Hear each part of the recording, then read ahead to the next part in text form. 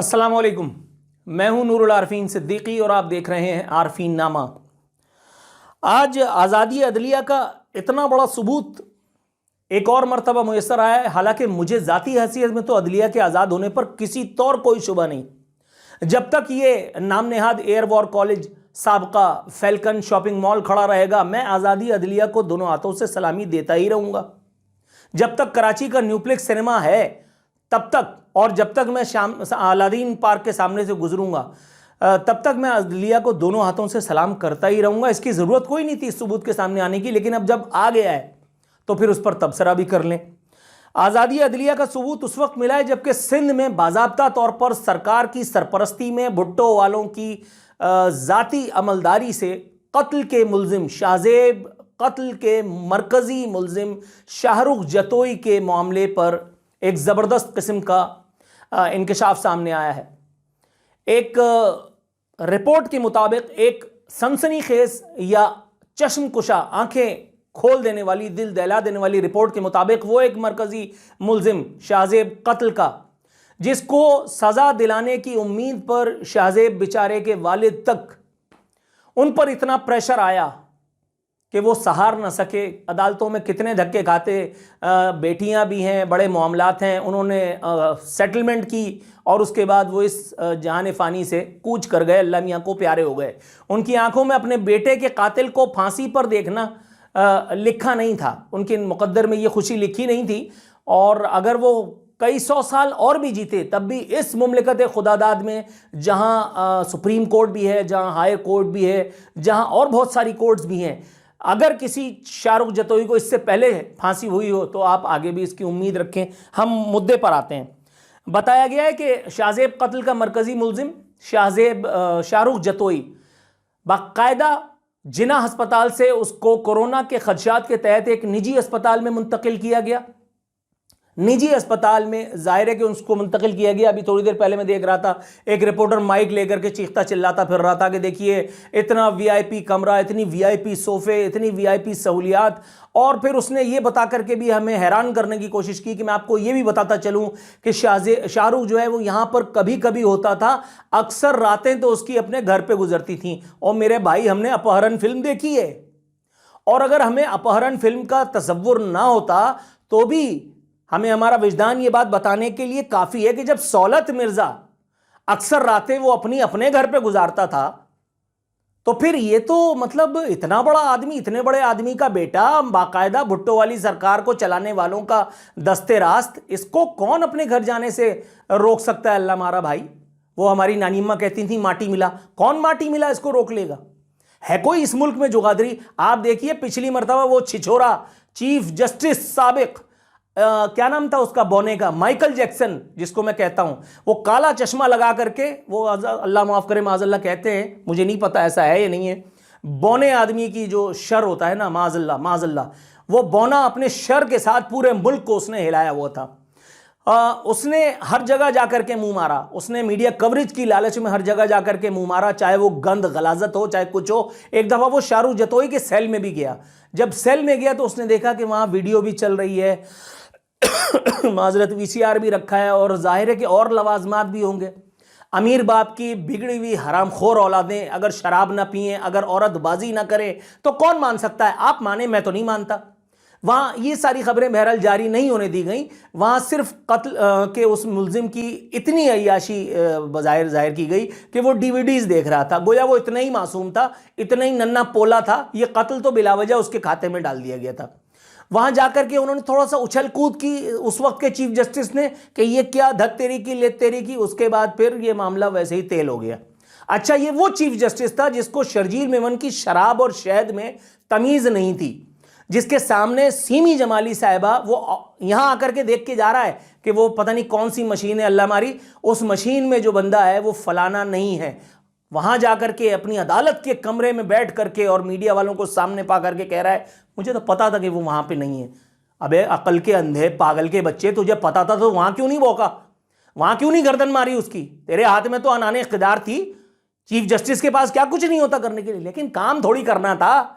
इफ्तिखार चौधरी से इंस्पायर्ड हूं, उसने एक आंख से पाकिस्तान को कहां पहुंचा दिया, तो फिर मैं तो दोनों आंखों वाला हूं।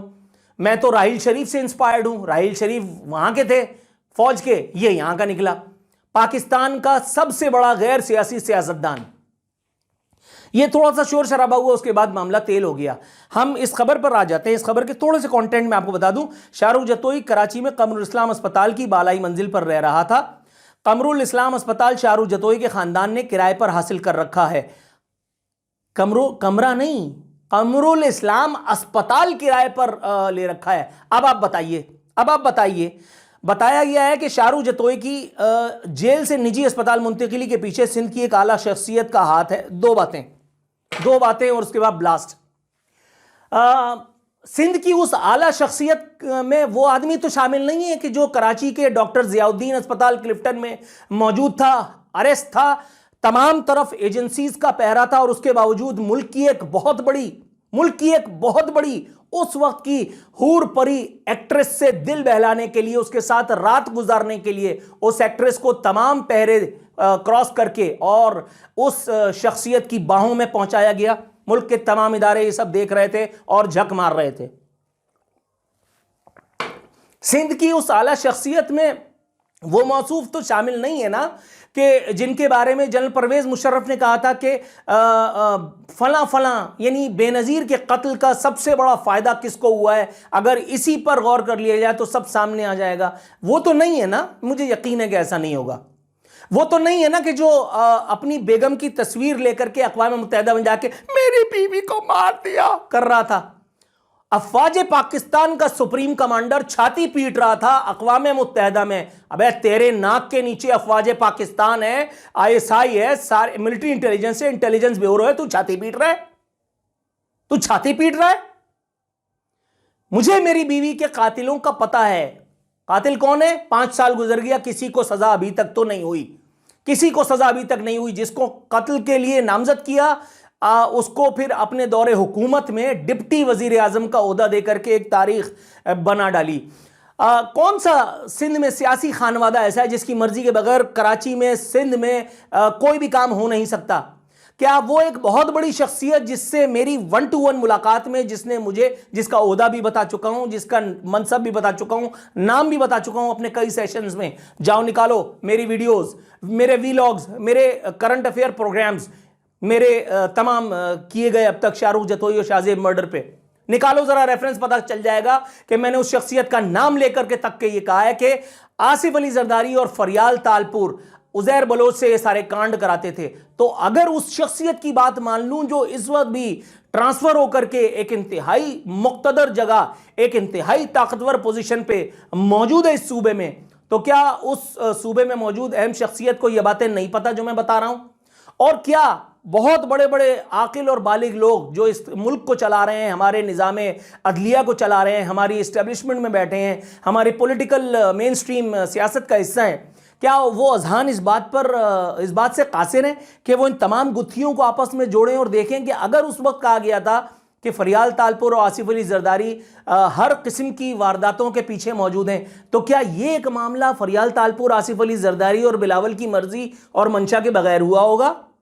सिंध हुकूमत को चलाता है शाहरुख जतोई का बाप, सिंध हुकूमत को चलाता है, और जो आदमी सिंध हुकूमत को चला रहा है उसमें इन तीनों अशखास, इन तीनों नेक नाम बुजुर्गों की मर्जी और मंशा शामिल नहीं होगी। उसके बेटे को इन्वर्टेड कॉमास में फैसिलिटेट करवाने में मैं हैरान हूं, खुदा की कसम, ये कौन से मुल्क में हम लोगों ने जन्म लिया है? यहां कत्ल के मरकजी मुलजिम सौलत मिर्जा को, शाहिद हामिद मर्डर के मरकजी मुलजिम को हमने अपनी ज़रूरत के तहत सो कॉल्ड वो कानून की वो जो होती है बालादस्ती, उसके नाम पर हमने फांसी पर चढ़ा दिया, और उस कत्ल का अहकाम देने वाला वहाँ बाहर बैठा हुआ है। बाहर बैठ करके शरंगेजी वो आज भी करता रहता है। वो बाबर गौरी जिसके बारे में शुबा नहीं, शवाहिद मौजूद है कि उसने कत्ल के अहकामात को आगे पास ऑन किया, वो आज भी अमेरिका की रियासत में बैठा हुआ हलीम मना रहा हरामखोर। वो काला भसन जो है, वो काली बंदरिया, वो बैठ करके बाकायदा यहाँ पोर्ट एंड शिपिंग की मिनिस्ट्री इंजॉय करके गया। मुल्क के तमाम इदारों को क्या मौत आ गई थी उस वक्त? मुल्क का निज़ाम अदल छुट्टी पे गया हुआ था उस वक्त। मुल्क में कोई सुप्रीम कोर्ट नहीं थी, कोई इंटेलिजेंस नहीं थी, कोई ISI नहीं थी, कोई इस्टेब्लिशमेंट नहीं थी, कोई पॉलिटिकल पार्टीज को सांप सूंघ गया था। कौन था उस वक्त जो मुल्क का नज़्म नस्क चला रहा था? उस वक्त तो एक फौजी आमिर भी था यहाँ पे। और भाई बाबर गौरी जब उस वक्त मिनिस्टर बनाए तो उसको मिनिस्टर किसने बनाया था? वो एक डिक्टेटर जनरल परवेज मुशर्रफ ने, जनरल परवेज मुशर्रफ को नहीं पता था, लेकिन उसने तो खुद दोनों हाथों से क्लाशनकोफ चलाने पे कादिर डॉक्टर इशरतुल इबाद को तमाम जराइम की वारदातें पर से पुश डाल करके गवर्नर बनाया। 14 साल तक इस सूबे में गिटार बजाता रहा। ये था हमारा निज़ाम अदल, ये है हमारा निज़ाम अदल। तो क्यों ना दोनों हाथों से एक मरतबा फिर इस वीडियो के अख्ताम पर हम आज़ादी अदलिया के चढ़ते सूरज को सलाम करें, हम अदलिया के इकबाल की मजीद बुलंदी की दुआ मांगे, हम भुट्टो के जिंदा होने की मजीद दुआ मांगे, हम मुराद अली शाह के इक़्तिदार के मजीद तवालत की दुआ मांगे, हम शाहरुख जतोई की फांसी की दुआ मांगते हुए अच्छे लगते हैं क्या? छोड़ो यार।